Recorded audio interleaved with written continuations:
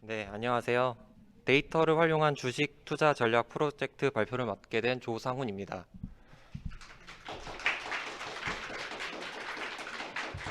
네, 저희 조는 이일선 멘토님과 함께 각 역할을 담당하여 진행했습니다.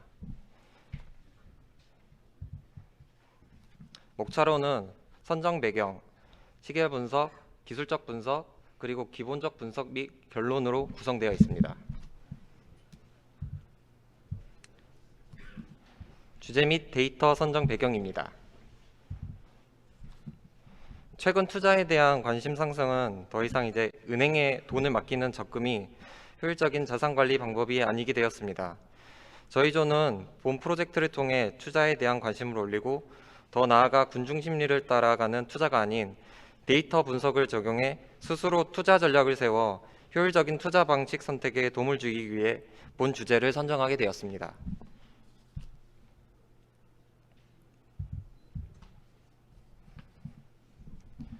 저희는 미국 주식, 가상화폐보다 투자가 편하고 코스닥보다 시장 변동성이 적으며 수많은 레퍼런스와 활용이 용이한 코스피 200 종목을 데이터를 사용했습니다.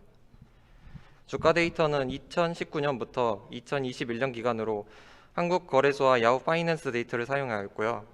재무제표는 2011년부터 2021년 말까지의 데이터를 사용했습니다.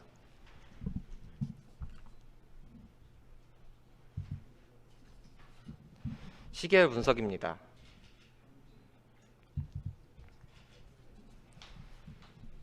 먼저 시계열 데이터의 정의에 대해서 말씀드리겠습니다. 시계열 데이터란 통계 숫자를 시간의 흐름에 따라 일정한 간격마다 기록한 통계 계열 데이터를 뜻합니다. 주식 데이터 역시 시계열 데이터의 특성에 적합하므로 시계열 분석 모델 중 아리마 모델을 적용하여 분석을 진행하였습니다.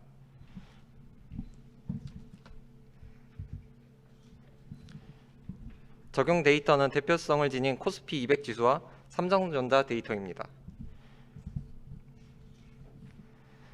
먼저 코스피 200 지수로 진행해 보았습니다. 왼쪽 그래프는 정상성 파악 기준인 추세, 계절성 주기를 확인하기 위해 종가를 시각화해 보았습니다. 계절성과 주기는 없지만 대체적으로 상승하는 추세를 보였습니다. 오른쪽 그래프는 데이터를 8:2 비율로 테스트 트레인셋으로 나눠서 시각화를 해보았습니다.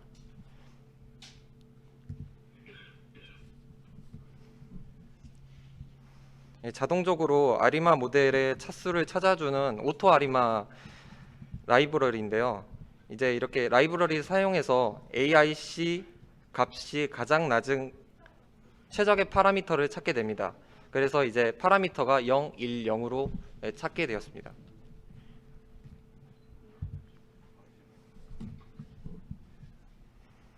이렇게 이제 찾게 된 최적의 파라미터를 이제 데이터 정보를 적합하게 잡아내는지 이제 확인해 보기 위해 잔차 검정을 시하였습니다. 잔차가 자기 상관성을 따르지 않지만 정규성은 따르지 않는 것으로 파악했습니다. 이제 이와 같은 과정으로 추정한 아리마 모델이 적합한지 확정할 수 없기 때문에 추정한 아리마 모델로 계속 진행해 보았습니다.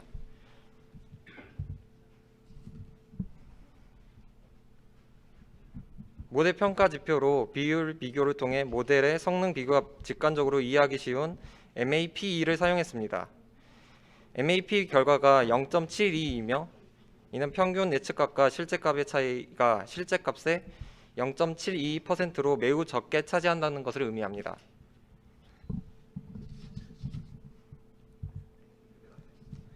같은 과정으로 삼성전자 데이터를 적용한 결과 MAP 값이 0.908로 삼성전자 데이터 역시 평균 예측값과 실제값의 차이가 실제값의 0.908%로 매우 적게 차지한다는 것을 알 수 있습니다. 결론적으로 시계열 분석 결과가 이제 이렇게 빨간색 예측한 것처럼 이렇게 잘 예측한 것처럼 보이지만 사실은 이게 이 전날의 결과값을 따라가는 것처럼 보이기 때문에 이제 만약에 변동성에 이제 크게 나타난다면 적합하지 않을 것으로 이제 저희 조는 판단했습니다. 다음으로는 기술적 분석입니다.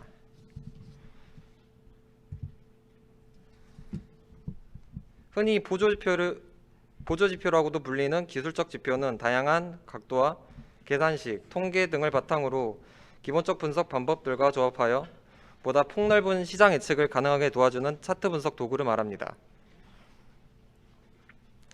기술적 지표의 예로는 대칭, 어센딩, 디센딩 트라이앵글, 볼린저 밴드, MACD, RSI, MA 크로스오버, 모멘텀 전략 등이 있습니다. 본 프로젝트는 데이터를 잘 활용할 수 있는 MACD, RSI, MA 크로스오버, 모멘텀 기술적 지표를 사용했습니다.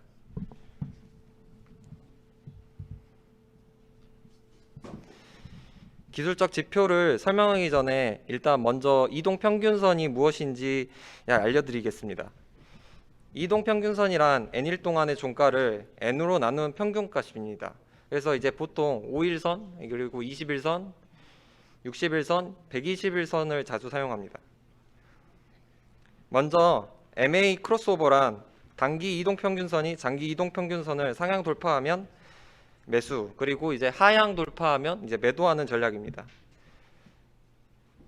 MACD는 10일 이동평균선과 26일 이동평균선의 차이로 시그널이 9일 이동평균선과 함께 사용되는 지표입니다. MACD가 양수거나 음수에서 양수로 변할 때 이제 혹은 MACD 선이 시그널선을 이제 상향 돌파하면 이제 매수를 합니다. 그리고 이제 그 반대 방향으로 나오면 이제 매도를 하게 되는 그런 전략입니다. RSI는 14일 종가 상승폭 합계와 하락폭의 합계로 나눈 값으로 100을 이제 곱했을 때 30 이하면 매수, 그리고 70 이상이면 매도하는 방식입니다. 마지막으로 모멘텀인데요. 모멘텀은 n일 전 주가를 현재 주가와 n일 전 주가의 차로 나눈 뒤에 100을 곱한 값으로 시그널선이 5일 모멘텀과 7일 모멘텀 지표를 사용합니다. 20일 모멘텀이 이제 음수일 때 시그널선이 20일 모멘텀을 상향 돌파하면 매수, 그리고 반대 경우는 매도하는 방식의 전략입니다.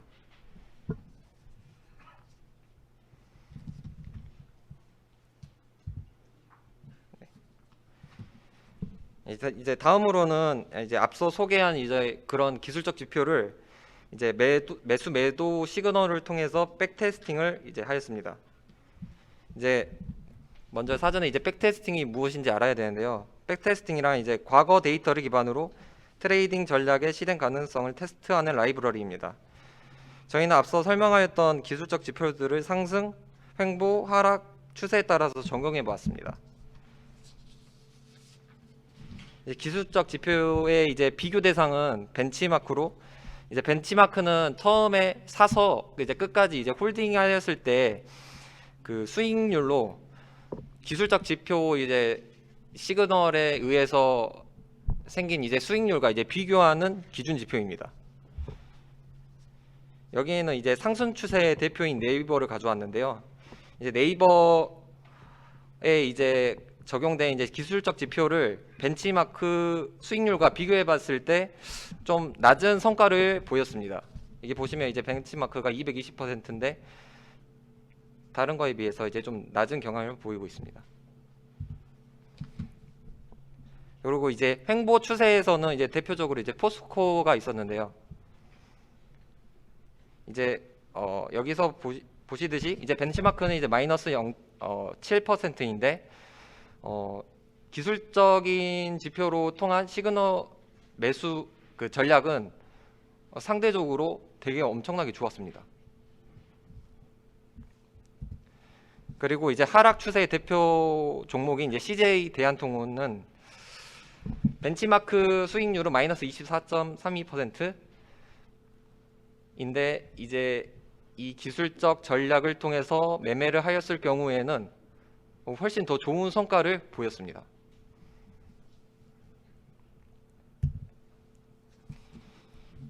이제 백테스팅 결과입니다. 추세에 상관없이 코스피 200 종목 기업 전체를 백테스팅한 결과 대부분의 기술적 지표가 벤치마크보다 높은 수익률을 보였습니다.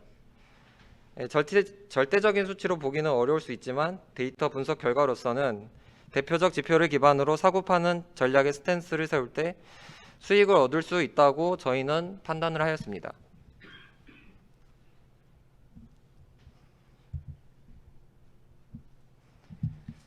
다음으로는 데이터 기반 분석을 머신러닝을 활용하여 백테스팅에 적용해 보았습니다. 저희는 이제 파이캐럿을 사용했는데요. 이제 파이캐럿이란 XGBoost, 라이트GBM 등 여러 머신러닝 모델들의 이제 성능을 이제 비교하는 라이브러리입니다.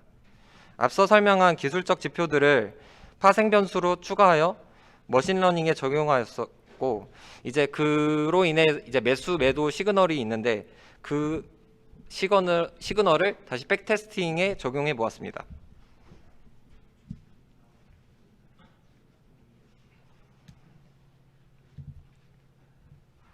선정 종목은 앞서 동일한 조건으로 상승 추세에서 네이버를 적용하였습니다.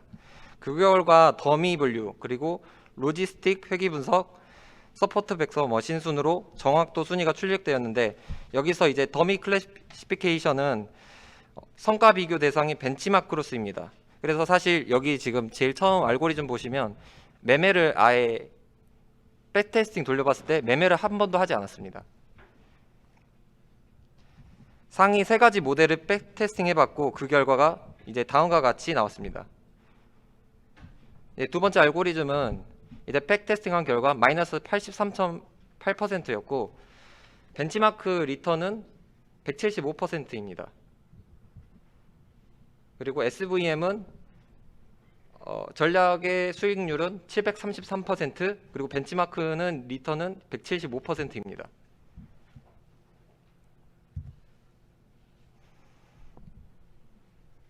횡보 추세인 이제 포스코도 가져와 봤는데요. 이제 똑같이 이제 파이캐럴을 이제 이용해서 알고리즘 이제 어큐러시 순으로 이제 정렬을 해보았습니다.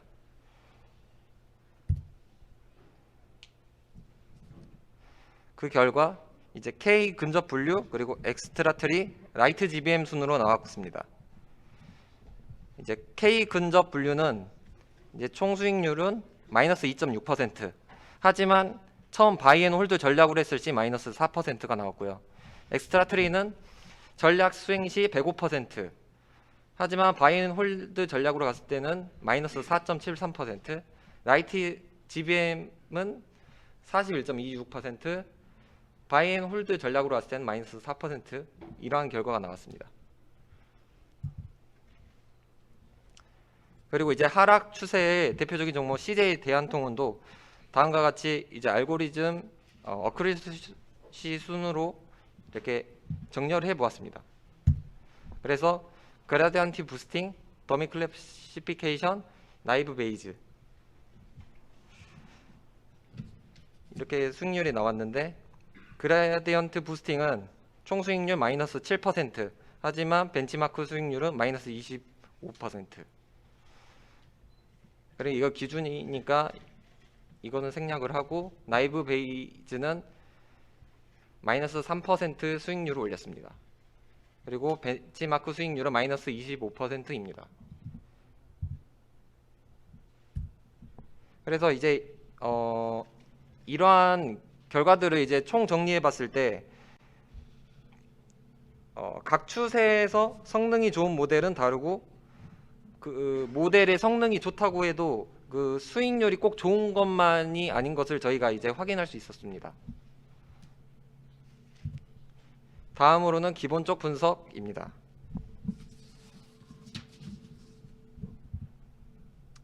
일단 기본적 분석이란 기업의 내재 가치를 분석해 주가의 흐름을 파악하는 것입니다. 주로 기업의 재무제표를 활용하는데 저희 조는 PER, PBR, 영업이익 그리고 배당 수익률을 이용해서 주가 수익률 간의 상관관계를 분석해 보았습니다. 그럼 이제 들어가기 앞서서 이제 각 지표에 대해서 이제 설명을 드리겠습니다. PER이란 기업의 시가총액을 단기 순이익으로 나눈 값이고, PBR이란 시가총액을 자기 자본, 즉 자산에서 부채를 뺀 값으로 나눈 값입니다.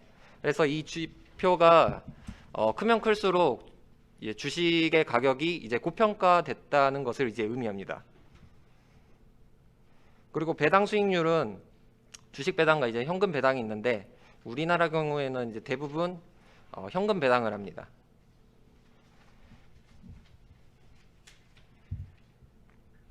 영업이익은 매출액에서 이제 매출 원가를 뺀 건데 회사가 가진 비즈니스 모델을 통해서 거두어 드리는 이윤입니다. 이 지표가 다른 지표에 비해서 되게 중요한데 이제 당기 순이익 같은 경우에는 이제 판관비도 빼고 예를 들면 그 회사가 가지고 있는 예를 들면 자산을 팔았을 때 나오는 그 평가 차익도 반영되는데 이 영업이익이라는 면 그 회사가 가지고 있는 고유 비즈니스로 통해서 가져오는 이익이기 때문에 이게 장기적으로 성장할 수 있는 판단의 밑거름이 됩니다.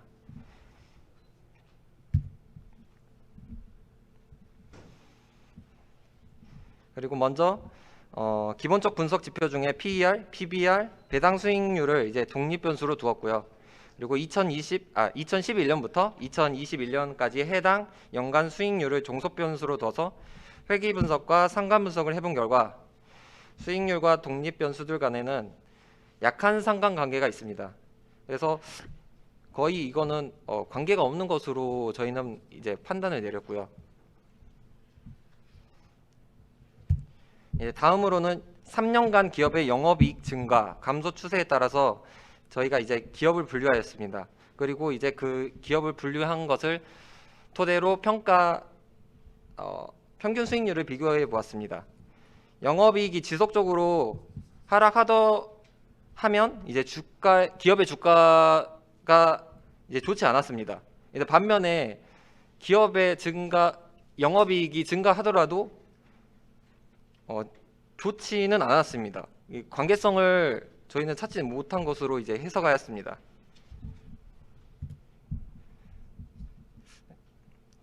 결론입니다. 저희가 생각하는 베스트 방식은 저점에서 매수하고 고점에서 매도하는 방식인데 하지만 저희가 이제 주식의 특성상 상승과 하락을 예측하는 것은 사실 불가능하다고 생각합니다. 그래서 이제 군중 심리에 따라서 투자하는 것이 아니라 기술적 기본적 지표를 바탕으로 자신만의 이제 투자 원칙을 세우고 그 투자 원칙을 유지하면서 투자한다면 최악은 피할 수 있다고 저희는 판단을 내렸습니다. 이상 떡상가자팀 프로젝트 발표를 마치겠습니다.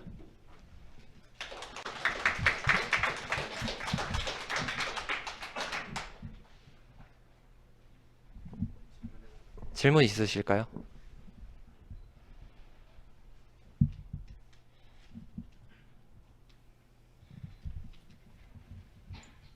안녕하세요. 신한은행 인공지능 제가 펀드인데 이태영이라고 합니다. 되게 재밌는 건데 뭐냐면은 금융에서 솔직히 퀀트라고 하려면은 에비던스 베이스드 모델링하고 컨스트레인트 베이스 옵티마이제이션을 해야 되는 거거든요. 그게 왜 그러냐면은 고객이 MDD를 감당할 수 있고 그 변동성을 감당할 수 있느냐를 추론을 해야 되는데 지금 아까 보셨던 그 백테스트 결과를 보면은 상당히 수익률이라든지 이런 것들 그리고 샤프 레이쇼라든지 솔티너 지수라든지 뭐 MDD 같은 것들이 표현이 안 돼 있고 왜 그러냐고 분석을 해보면 이거거든요. 목적 함수 자체를 기간별 수익률을 넣게 되면은 위험자산 편중 현상이 일어납니다. 위험자산의 편중 현상이 일어나요. 위험자산에 쏠리는 거죠. 자산들 자체가. 그러면 고객은 그 맥시멈 드로우다운이라고 해서 MDD를 감당하지 못하고 손실을 감당하고 팔게 됩니다. 그리고 만약에 은행에서 그런 비즈니스를 한다 그러면 뭐냐면 은행은 불안전 판매가 되는 거예요. 고객한테 잘못된 상품을 추천해서 판매하는 게 되는 겁니다. 그렇기 때문에 이게 되게 어려운 부분이 지금 말씀하셨던 요 주식 관련된 부분이고 주식 관련된 거나 코인 관련된 거는 고객이 위험자산을 감당하고 상패가 되더라도 그 손실을 감당하겠다고 하니까 이제 뭐 가능한 부분도 있지만 코인 같은 경우 금감원이나 금융 결제원 같은 경우가 구제를 하지 않기 때문에 고객들이 한강으로 가게 되잖아요. 한강. 그런 것들이 되게 어떻게 보면 크리티컬한 부분이거든요. 그래서 말씀하셨던 어떤 기본적인 방법론을 쓰기보다는 컨스트레인트 베이스 옵티마이제이션을 해서 어느 구간별로 어떤 정도만 나는 수익을 창출하고 손절하겠다라는 메커니즘으로 가는 게 제일 좋은 방법이고요. 실전상으로는. 근데 지금 말씀하셨던 라이브 베이지라든지 뭐 이런 것들, 모멘텀이라든지 이런 것들은 실질적으로 워킹을 하지 못해요. 그 이유가 뭐냐면 그냥 공유 차원에서 지식을 공유하는 거고 뭐 잘못했다 잘했다 말씀드리는 거 아니에요. 그 이유가 뭐냐면 모든 타임 시리즈는 레깅이 발생합니다. 레깅. 레깅이라는 게 뭐냐면 미국 시장의 장마감이 우리나라 시간 6시예요. 그럼 미국의 톰슨 로이터라든지 뭐 모건 스탠리 캐피탈 인스티튜트라든지 이런 기수 데이터를 판매하는 애들은 9시에나 그걸 우리한테 제공해줍니다. 3시간 딜레이가 됩니다. 데이터 클렌징 할 때. 그럼 9시에 우리는 받아서 그 레깅이라는 것들을 극복해가지고 다이나믹 타임 워크를 해야 돼요. 그런 처리 절차를 다 해가지고 그거를 밸런스를 타임 시리즈에 대한 왜곡이 없이 이렇게 맞춰도 백테스트하는 결과는 신뢰할 수가 없어요. 왜냐하면 외생 변수 자체가 변하거든요.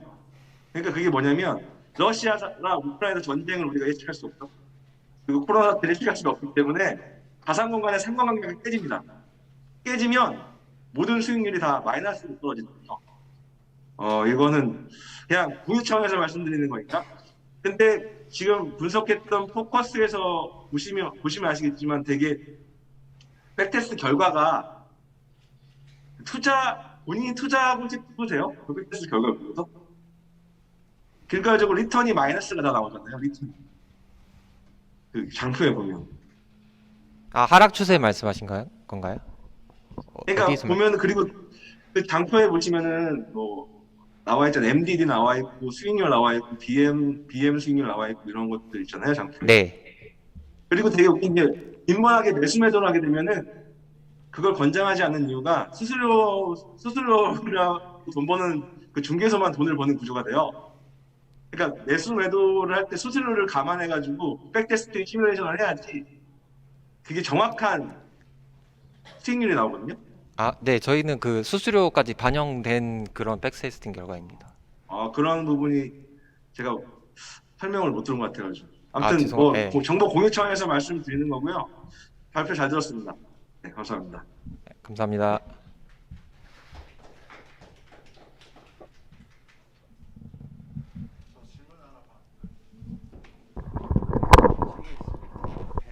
마이크 선이 해서 아니 보면서 조금 네. 그 발표 잘 들었습니다. 근데 혹시 MLOps 발표로 처음에 제목에서 봤는데 내용에는 MLOps 관련된 내용은 거의 없었던 것 같아요. 아, 그래. 아, 제가 잘못 봤군요. 아, 죄송합니다. 그럼 두 번째 질문으로 넘어갈게요. 그 아리마 모델이랑 분류기 모델 실험하신 거 있잖아요. 거기서 조금 이해가 좀 많이 안 돼가지고 기본적으로 아리마에서 오토 아리마에 대해서 본인들이 리서치를 좀 해보신 적 있으실까요? 그리고 네, 뒤에 있는 분류기에도 AUC 성능이 너무 안 좋아서 실질적으로 0.6이 안 되면 사실상 거의 뭐 찍는다 수준인데 그거를 어떻게 좀 사용할 수 있게 됐는지 좀 궁금하긴 해요. 일단 오토 아리마는 저희도 이제 파라미터 최적을 위해서 오토 아리마가 네, 자동적으로 이제 찾아주는 거로 알고 있고요. 네. 아, 사실 거기까지는 저희가 접근을 하지 못하고 있고요. 일단은 저희 수준에서는 이제 함수를 통해서 이제 자동적으로 저희가 적용하는 방식까지만 갔습니다. 그리고 방금 말씀하신 그 분류기의 AIC 스코어도 그냥 자동적으로 잠시만요. 저희 그 팀원 중에 답변을 해주신다고 하네요.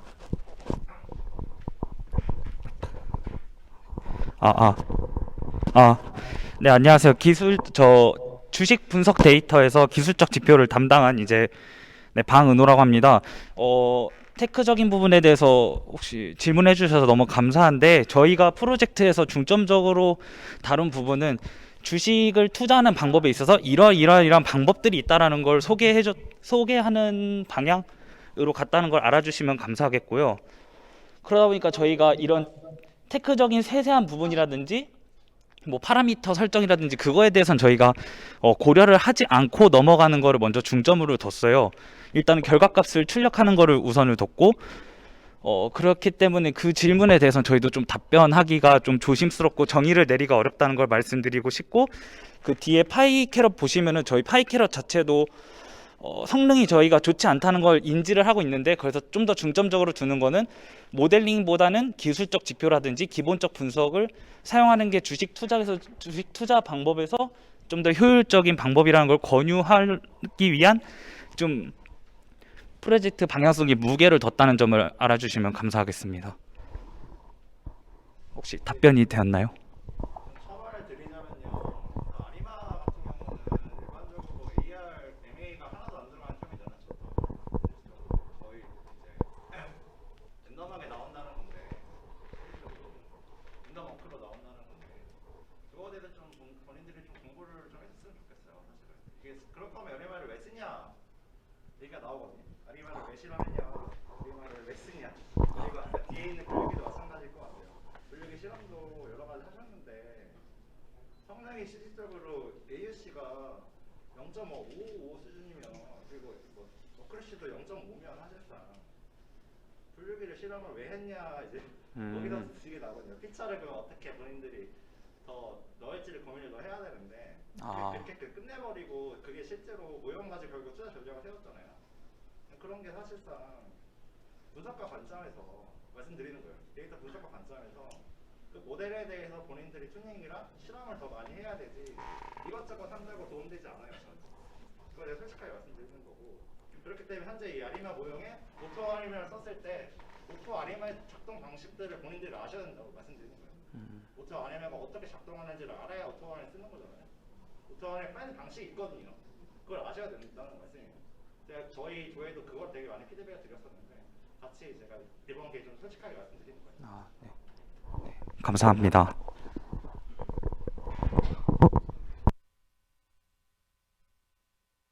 혹시 또 다른 질문 있으신가요? 안녕하세요. SK 박병선입니다. 네, 저도 그냥 간단히 잘 들어서 간단히 좀 피드백 드릴게요. 근데 이게 실제 업에 계신 분들이 보기에는 되게 이렇게 어떻게 보면 새로운 내용은 아니고 아주 기본적인 내용들을 한번 이렇게 실험적으로 해봤다 정도로 보여질 것 같아요. 그 핵심 내용들이.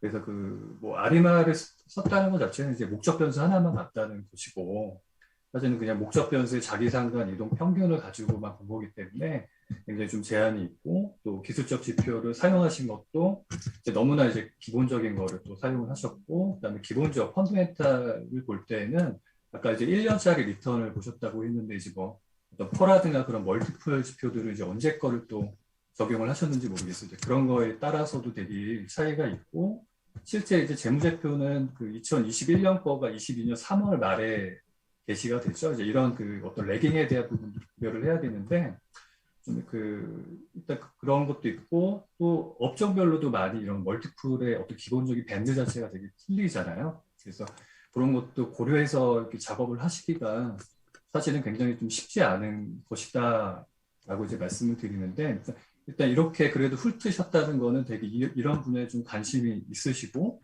앞으로 또 이런 쪽으로 일하고 싶으시다라고도 좀 느껴졌어요. 근데 그 방향이 어떻게 보면 뾰족한 모델을 어떤 새로운 시도를 한번 하는 거냐, 아니면 제목에서 MLOPS라고 표현하셨는데, 이게 백테스팅이나 이런 것도 디테일하게 들어가면 참 고려할 게 많거든요.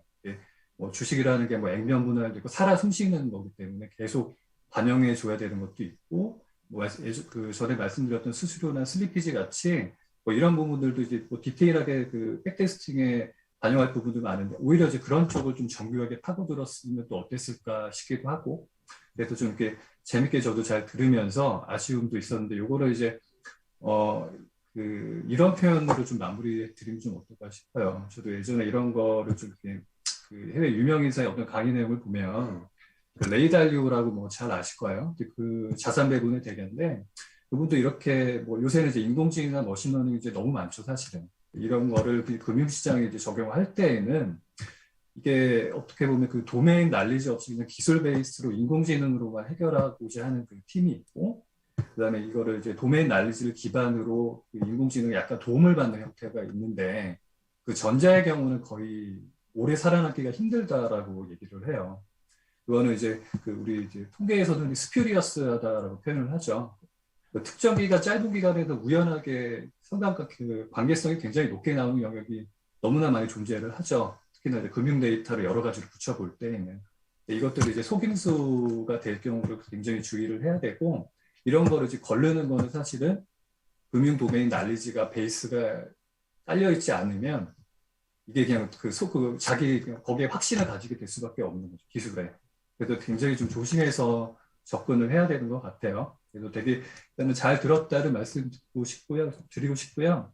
또 저희는 이렇게 그 어떤 머신러닝이나 인공지능을 가지고 이렇게 금융 데이터를 들여다보는 거에 대해서 이렇게 한번 해보시니까 가능성이나 이런 거는 이제 어떻게 그 실제 작업하신 분들은 어떻게 느끼셨는지 좀 그 소회 같은 거를 뭐 간략하게 한번 들었으면 좋겠네요. 네.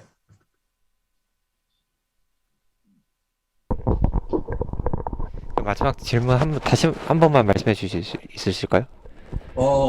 실제 이제 금융 데이터를 지금 넓게 간단한 그 부분이지만 좀 다뤄보셨는데, 이게 이제 머신러닝 같은 거를 이제 금융시장 예측이나 이런 걸 할 때 잘 될 것 같나? 해보니까요.